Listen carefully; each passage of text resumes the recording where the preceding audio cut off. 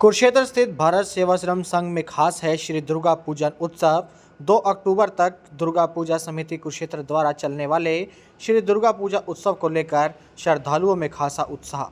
श्री दुर्गा पूजा उत्सव में इस बार देवी आगमन गज यानी हाथी पर हुआ और प्रस्थान नौका पर होगा। अंतर्राष्ट्रीय गीता जयंती मेला प्राधिकरण के मेंबर डॉक्टर सौरभ चौधरी ने बताया कि पश्चिम बंगाल में बड़े ही श्रद्धा और उल्लास से दुर्गा महोत्सव चल रहा है और वहीं धर्मनगरी कुरुक्षेत्र स्थित भारत सेवाश्रम संघ में भी पिछले 24 साल से दुर्गा पूजा का महोत्सव मनाया जा रहा है। कुरुक्षेत्र में रेलवे रोड पर स्थित भारत सेवाश्रम संघ में श्री दुर्गा पूजा फेस्टिवल 2 अक्टूबर तक आयोजित किया जा रहा है।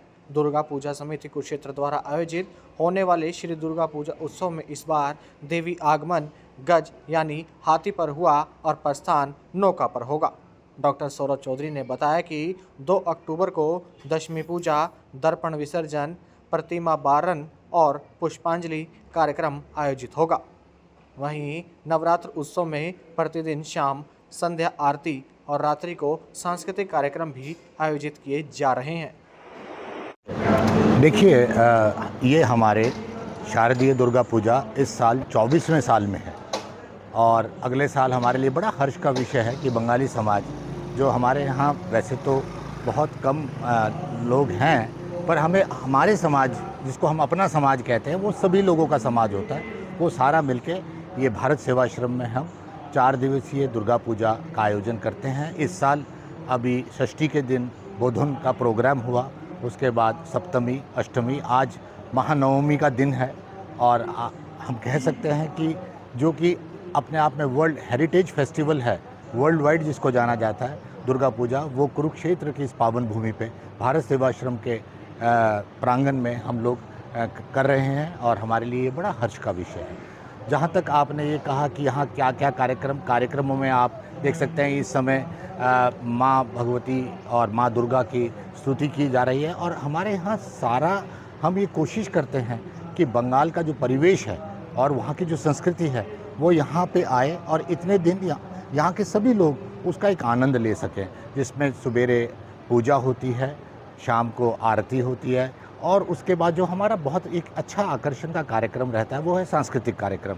वो शाम को सांस्कृतिक कार्यक्रम होते हैं और जितने भी प्रबुद्ध लोग हैं और हमारे यहाँ के जिला के अधिकारी हैं और आने वाले जो लोग हैं, यहाँ सभी लोग इस पूजा के लिए उनका निरंतर प्रयास रहता है कि वो पूजा में आए और माँ का आशीर्वाद लें। इस तरह के कार्यक्रम यहाँ चलते हैं और आज नवमी के दिन भी इस समय पूजा चल रही है। थोड़ी देर में पुष्पांजलि समारोह होगा, पुष्पांजलि में लोग आएंगे, पुष्पांजलि देंगे, शाम को आरती होगी, उसके साथ सांस्कृतिक कार्यक्रम और वहाँ पे हम बहुत लोग, हमारे जो बच्चे हैं बंगाली समाज के और समाजों के लोग भी उसमें भागीदारी का साथ देते हैं। कल माँ का विसर्जन किया जाएगा, कल दशहरे का पर्व। जी, हमारे ये कहा जाता है कि इन दिनों माँ अपने पुत्रों और पुत्रियों के साथ अपने मायके आती हैं, घर पे आती हैं, तो हम उसी कारण से इस पूजे शारदीय नवरात्रों में इस पूजन करते हैं और हमें ये माँ अपने परिवार की लगती है और कल वो अपने घर जाएंगी और घर जाते वक्त हम उसका सुबेरे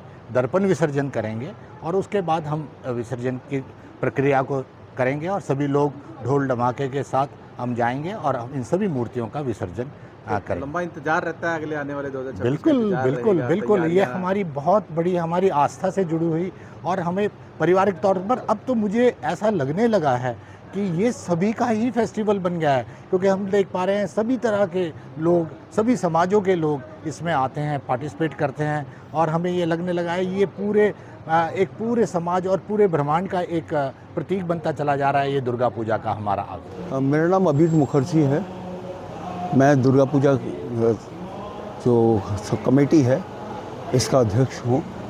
हम पिछले 24 वर्षों से यहाँ पे दुर्गा पूजा का आयोजन कर रहे हैं।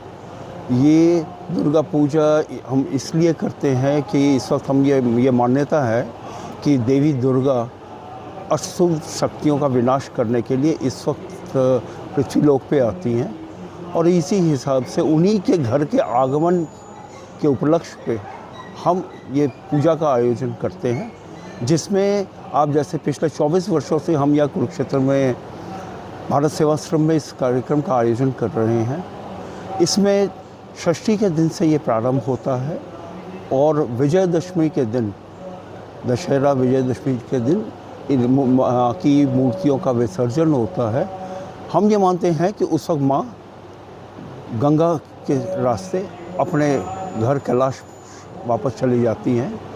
इसके लिए जो मूर्ति है, जो प्रतिमा है, वो बंगाल से ही आए हुए कलाकार बनाते हैं और ये जो पुजारी जो पूजा पाठ करते हैं ये भी वहीं से आते हैं। उसी पद्धति को अपनाते हुए हम यहाँ पे पिछले 24 वर्षों से इसका आयोजन कर रहे हैं, जिसमें हमारे को लोकल एडमिनिस्ट्रेशन, प्रशासन कह लीजिए, और जो लोकल पब्लिक है उनका सहयोग लगातार मिलता है, जिस वजह से हम इसको पूजा को खास संपन्न क्या कर रहता रहे है हैं। इस पूजा में? कोई बंगाल की पूजा यहाँ पर भी दिखाई दे रही है उत्तर भारत में? वही पद्धति है, माँ की मान्यता है, माँ का आशीर्वाद है। जो अलग मूर्तियाँ बनती है, जैसे ये हमारी जो मूर्ति होती है ये पानी में आराम से विसर्जित होकर चली जाती है। ये मिट्टी से ही बनती हैं। जो लकड़ी, मिट्टी, जो आपका भूस का कहते हैं, आप ये पराली कह लीजिए, उसी से ये चीज़ बनती है। उसके ऊपर कलाकार वहाँ से आते हैं, देवी के महिषासुर मर्दिनी रूप में करते हैं और उनके साथ गणेश, लक्ष्मी, कार्तिक, सरस्वती, इन सबको अपने साथ लेके आते हैं। तो वो एक प्रथा है। और कितने दिन ये पूजा चलती है यहाँ पर? ये यहाँ पे 5 दिन चलती है।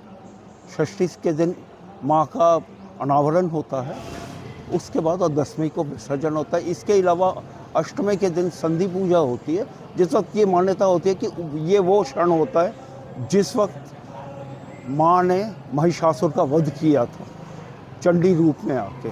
उस दिन कमल के फूल चढ़ाए जाते हैं।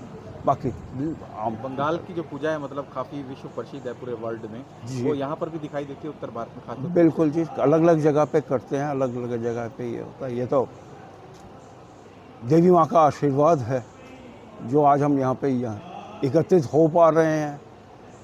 चंद परिवार मिलके इसका आयोजन करते हैं, लेकिन आम सहयोग से ये इसको हम पिछले लगातार तो बंगाल के आए हुए परिवार लोग हैं जो लोग ये पूजा करते हैं? हाँ, यहाँ पे जो लोग यहाँ पे रहते हैं अपने कार्य के विषय से, वही इसको अंजाम देते हैं। शुभ नाम आपका? मेरा नाम अबीर मुखर्जी।